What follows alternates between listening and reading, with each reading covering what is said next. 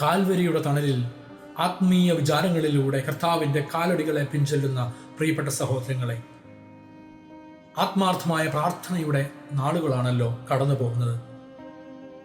സബദീപുത്രന്മാരുടെ അമ്മ സുവിശേഷത്തിൽ ഈശോയുടെ അടുക്കൽ വന്ന് പ്രാർത്ഥിക്കുന്നുണ്ട്, നിന്റെ രാജ്യത്തിൽ എൻ്റെ ഈ 2 മക്കളിൽ ഒരുവനെ നിന്റെ ഇടതുവശത്തും അവരെന്നെ വലതുവശത്തും ഇരുത്തുവാൻ കനിവുണ്ടാകണമേ. കർത്താവ് പറയുന്നുണ്ട്, അത് പിതാവായ ദൈവം ആർക്കായി ഒരുക്കിയിരിക്കുന്ന അവർക്കുള്ളതാണ്. കാൽവരിയിൽ കുരിശിൽ ഇടതും വലതും തറയ്ക്കപ്പെട്ടിരിക്കുന്നത് 2 കള്ളന്മാരെയാണ്. അതിൽ നല്ല കള്ളൻ പ്രാർത്ഥിക്കുന്നുണ്ട്, യേശുവേ, നീ നിന്റെ രാജ്യത്ത് പ്രവേശിക്കുമ്പോൾ എന്നെയും ഓർക്കണമേ. നീ നിന്റെ രാജ്യത്ത് പ്രവേശിക്കുമ്പോൾ എൻ്റെ ഈ മക്കളെ 2 പേരെ ഓർക്കണമേ എന്ന് പറയുമ്പോൾ ഈശോ പറയുന്നത് പിതാവായ ദൈവം ആർക്കായി ഒരുക്കിയിരിക്കുന്നുവോ അവനുള്ളതാണെന്ന് പറഞ്ഞ് കർത്താവ് ആ സ്ഥാനം മാറ്റിവെച്ചിരിക്കുന്നത് നല്ല കള്ളന് വേണ്ടിയായിരുന്നു.